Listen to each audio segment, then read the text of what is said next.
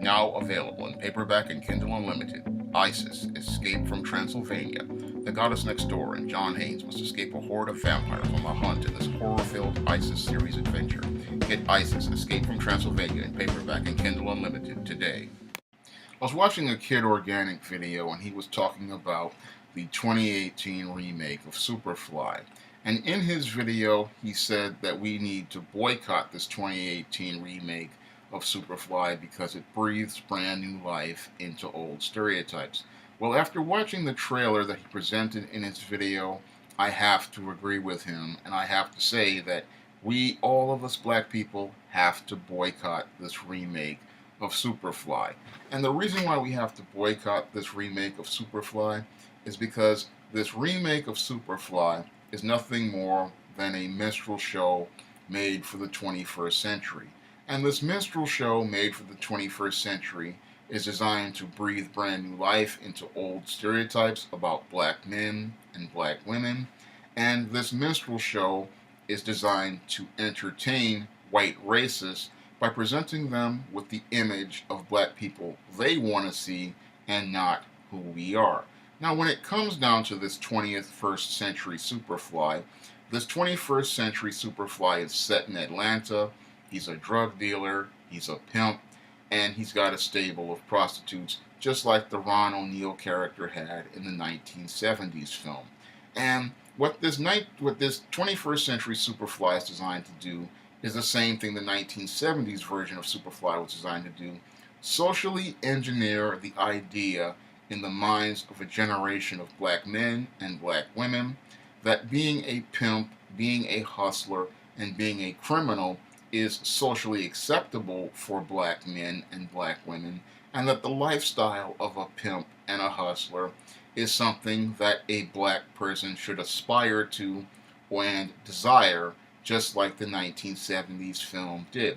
Now, when it came down to the 1970s film, the 1970s film took advantage of a generation of young black males and young black females who weren't used to seeing their image in mainstream media. And because many black people had fallen for integration, they were looking for opportunities to see themselves in the mainstream media. And when Superfly came out, it gave black people an opportunity to see themselves on screen in a film that didn't feature Sidney Poitier playing, one of these respectable black males who was always standing up for himself. No, it gave them a different image that they thought would be more modern and relatable.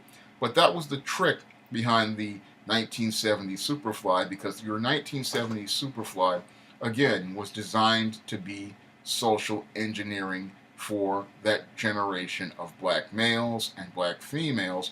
And that film was designed to socially engineer the idea in a black person's mind, again, that being a criminal was normal for a black person, and that participating in criminal enterprise was the only way a black man or a black woman could achieve any sort of wealth.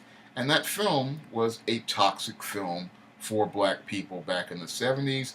And those black people, as they imbibed those images, did not really see the social engineering going on with that film and the long-term impact of Superfly.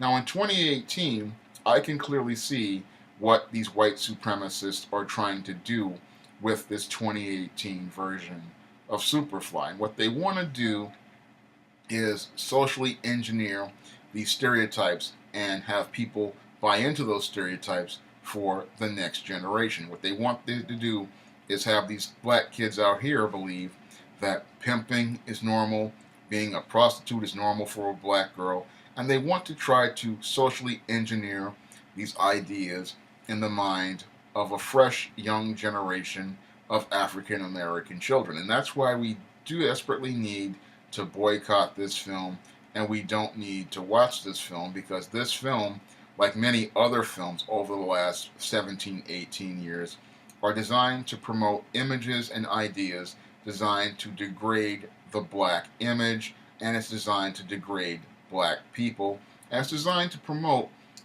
behaviors that are dysfunctional in the black community as social norms. And that's why we need to boycott the Superfly movie, because we really do not need another Superfly. As someone who saw Superfly on the African Heritage Movie Network back in the 1990s, I can tell you that that film, the original film, was hot garbage, and that this film is equally just as much hot garbage. Because once you start looking past the flash of the Superfly character and see the substance behind it, you see that the substance of Superfly is nothing more than white supremacy and the idea that a black man cannot achieve unless he goes out here and participates in criminal activity.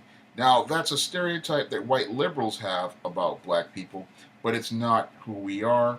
And because it's not who we are, we cannot go out here and support films that promote ideas, that promote racist ideas about black people. It's already bad enough as it is out here for young black men, and having a Superfly movie out here doesn't really help improve the quality of life for young brothers out here. Because when you look at this Superfly movie, of all the movies that black people could have remade, movies that could have explored the human condition, movies that could have explored the black experience, someone decided to put money behind this minstrel show. And the reason why they put money behind this minstrel show wasn't because they wanted to see a quality version of this film made, because Superfly was never a quality film. Neither was the sequel, Superfly and TNT, which was a dumpster fire of a film, because I saw that film on African Heritage Network as well.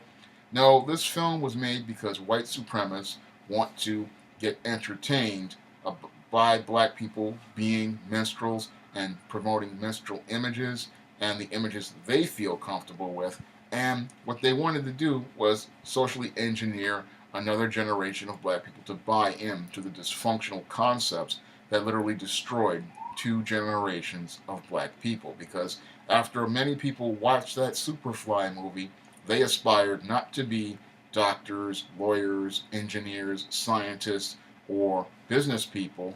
No, they aspired to be pimps, hustlers, and number runners, and that became the social norm in the black community.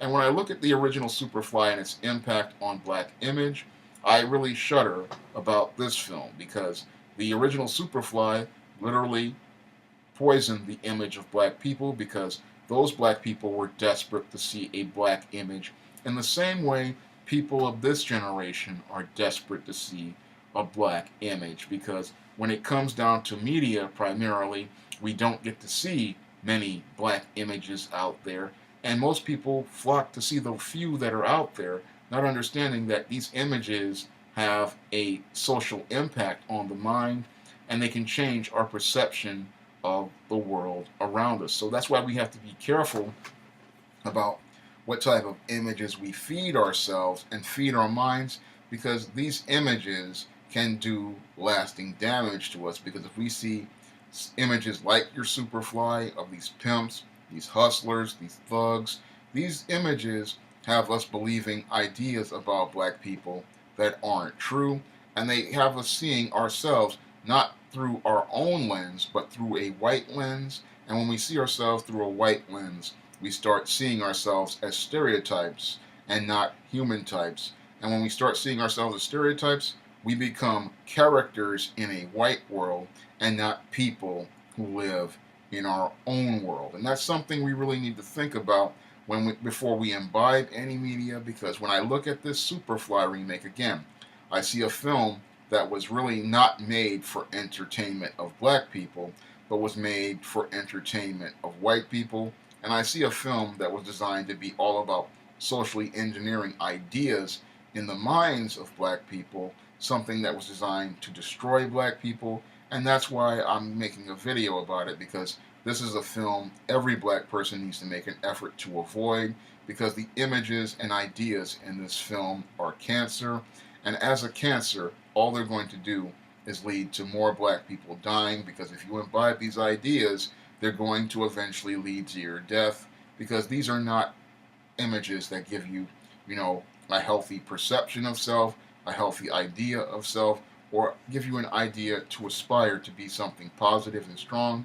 No, all they do is tell you to follow down a road that destroyed fathers, grandfathers, and brothers and sisters, and that's not something you really should want to pursue.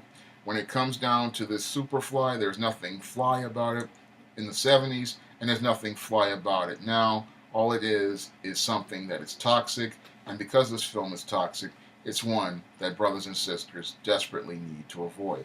Now, if you want to see some positive images of African Americans, you can pick up some of my SJS Direct books like The Temptation of John Haynes, which features a black CEO, or you can pick up some of my other SJS Direct books like the ISIS series and the E-Steam series on Amazon.com by clicking the link in the description box. And if you'd like to see me make more videos like this, you can donate to my Patreon by clicking the link in the description box.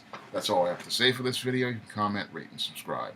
Now available in paperback and e-readers, E-Steam Ascension, The Devil's Dealer reaches a turning point in the life of this powerful E-Steam series story. Get E-Steam Ascension at online booksellers today.